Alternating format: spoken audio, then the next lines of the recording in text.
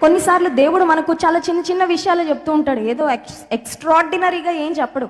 చిన్న విషయాల్లోనే, ఈ చిన్న పనిలో నమ్మకంగా ఉండు, ఈ చిన్న పని చేయి, ఈ చిన్న సహాయం చేయి, ఈ చిన్న ఫోన్ కాల్ చేసి పలానా వారిని ప్రోత్సాహపరచు, ఈ చిన్న పని నువ్వు దేవుని కార్యం కొరకు చెయ్యి. దేవుడు చెప్పేది ఏదైనా, అది చిన్నదైనా పెద్దదైనా, దేవుడు చెప్పాడు కాబట్టి నీవు చేస్తే దానిలో గొప్ప ఫలము, గొప్ప ఆశీర్వాదము ఉంటుంది. ఎందుకు ఈ మాట చెప్తున్నానంటే, కొన్నిసార్లు అపవాది నిన్ను నీ గతము గురించి జ్ఞాపకం చేసి నిన్ను ముందుకు వెళ్ళనీయకుండా లాగుతూ ఉంటాడు. ఎంత బలంగా లాగుతాడో మీకే తెలియదు.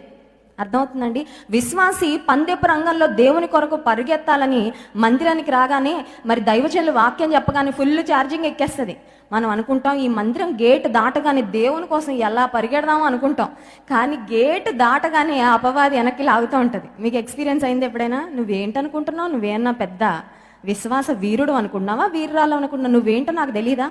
నువ్వు అప్పుడు ఏం చేసావు నాకు తెలీదా? అప్పుడు వారితో ఏం చేసావు? నువ్వు అప్పుడు ఎలాంటి పనులు చేసావు? అప్పుడు ఎలాంటి ఆలోచనలు ఆలోచించావని అపవాది మన గతాన్ని జ్ఞాపకం చేసి మనల్ని చాలాసార్లు వెనకకి లాగాలనే ప్రయత్నం చేస్తూ ఉంటాడు. కానీ నేను చేయాల్సింది ఏంటంటే, నా యేసుక్రీస్తు ప్రభువులో నా పాత గతము సమాధి అయిపోయిందని చెప్పాలి. హల్లెలూయా. బాప్తిస్మం తీసుకున్న ప్రతి వ్యక్తి నీటిలో ముంచబడినప్పుడు, నీటిలో ముంచడం అనేది దేనికి సాదృశ్యం అంటే, మన పాత జీవితం క్రీస్తుతో పాటు సమాధి